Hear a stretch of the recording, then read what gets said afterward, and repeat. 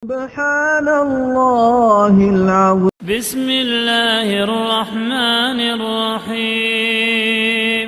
سبح اسم ربك الأعلى الذي خلق فسوى والذي قدر فهدى والذي أخرج المرعى فجعله غثاء نحوا سنقرئك فلا تنسى إلا ما شاء الله إنه يعلم الجهر وما يخفى ونيسرك لليسرى فذكر إن نفعت الذكرى سيذكر من يخشى ويتجنبها الأشقى الذي يصلى النار الكبرى ثم لا يموت فيها ولا يحيا قد أفلح من تزكى وذكر اسم ربه فصلى بل